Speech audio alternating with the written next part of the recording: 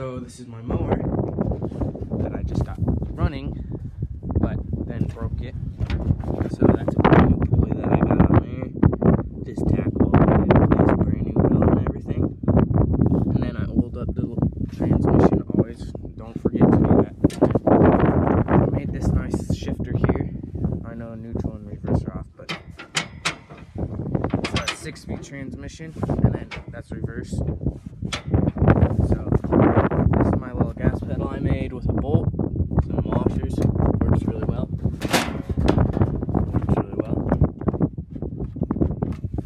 And then that's my flywheel that it did. So I had this pulley on here. I welded it straight on that nut, as straight as I could. And I guess it decided to fall off. So took out half of my flywheel fins there. And then my guard got bent down a little bit. Went scratch something else in here to the side and stuff. And then broke my old dipstick completely to pieces. Shut it off right away. Didn't really get my air filter, which I'm lucky about that. That's my modified air filter. It's just sitting on that intake. But the reason why I was doing that with the pull start is because that wire actually ripped out from the starter, so I just need to replace the whole starter. And I'm just gonna get rid of all this alternator stuff. I don't need it.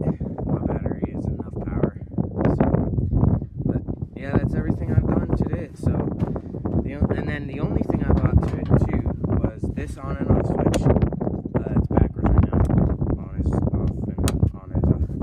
So, and then that's my push button start, which there's no battery, so I didn't hook it up yet. But it's just a nice thing where you push it in, like a $2 from AliExpress. And there's 2 terminals in the back, if you guys can see them right there, that actually you plug one into the battery and plug one into the starter. It starts it perfectly up. So, and then what's underneath was I got this 6-inch, 1-inch shaft pulley for this. Fit right on, just use the set screws, which I need to get a bolt for. And then that's the stock clutch there. That's the stock clutch there. That has some idler pulleys right there. And then it goes back to that one. So that's my shifter linkage. I kind of have the original. I have that one spot where I need to drill a new hole so that it will go into 6th, because it's only going to 5th right now. The steering was pretty tight for my feeling, but it's a little off. And the belt that I used was super simple, like a 42-inch Craftsman deck belt. Really easy, super simple to do it. Yeah, I don't know why it's not clearing out, but super simple, easy deck belt right there. This is a 18.5 OHV engine, so I can just rob parts off of that engine there. That's what I'll do. So I just have a few more things to do to it. Got it for free. This thing rips. I'm able to do donuts in this thing. That's my little belt keeper there. I need to cut off the end of the bolt. I'll probably turn this into a brake. But yeah, that's what I have done to this mower so far at this time. So I'll do a new update of me driving it, maybe doing some donuts test drive once I get everything running. I'll probably get the whole thing done by tonight. This time I'll make a video. My other videos got lost of this build, so this time I'll make sure I don't lose the video of me fixing this whole engine, getting it running, doing test drives, and I'll do a couple donuts for you guys later, so stay tuned for some more content. Thanks for watching. So here's my engine, and when that pulley flung off after it got welded back onto there, this thing got broken. Slightly hit my air filter, no damage, or maybe right there. Nothing to the engine, which is I'm very lucky for. And then, but my oil dipstick, it shattered it, almost went through my gas tank. But also, the reason I was putting that pulley start on it is because of my starter. That hole at the bottom is supposed to have something sticking out of it, and it broke off. So I guess I'm gonna replace it today and wire it up to my push start button. So we'll start with the plastic fins on the flywheel. Already got these loose. Already got all the parts right there that I need down there. Everything I need to wire it up.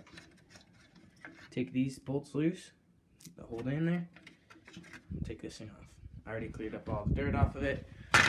So I'll make sure they're the same size. That'll work. So this is the one that was off my old engine. Perfect. Holes line up perfectly. Thread these in. If they'll thread in. So that's your lesson.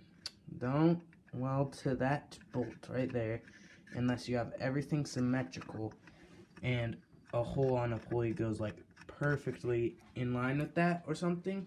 Otherwise it'll break off and destroy, self-destruct your engine.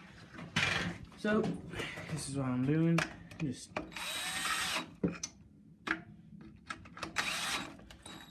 screw them on there. I'll torque them to spec. And then I also got this brand new cover to go right on there. That's really nice. All the holes line up perfect. I'll get a new Briggs & Stratton label to put on there. So now let's start on my dipstick. So what I need is my 3/8 wrench here, or it's 10mm too, and I'm gonna loosen it because to get that off you have to do that. Come around here, a makeshift gas pedal held on by bolts and washers. It actually looks very good. So we'll take this off. Yeah, very broken. I can't reuse that. And this time I don't have need for any of these wires anymore. So unscrew it off.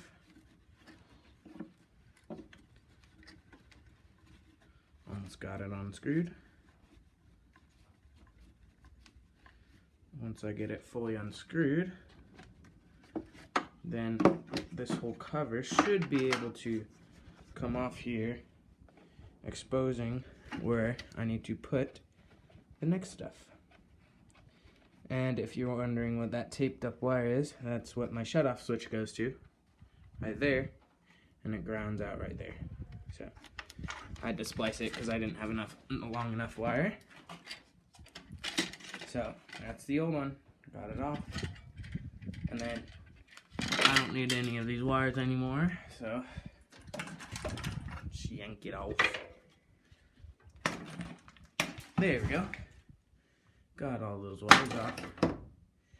I might need to reuse this dipstick. I don't know, but I'll see if I can use the old one. So time to get the new one on there. So to get the new one, got this thing here. Has another fuel line, or has another line for the fuel pump, and it doesn't have all that alternator junk on there because my battery is super big, so I haven't had any issues with it running out. Let's see. This dipstick will work. Shove that down there. There we go. Lines up perfect. Then I'll take my bolt right there. Has that gap there for the engine cover, which I'll put on back soon. Put on back, that does not make sense. Put on soon. So then what I'll do is I'll thread this bolt back in. So normally to that hole there, and then it lines up right there with that other hole.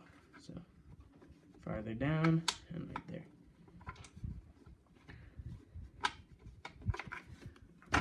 Might need to push it down a little bit more. There we go. Got it. So this cover is really nice. Should just bolt right up. So let me put on that bolt real fast and I'll show you when it's done.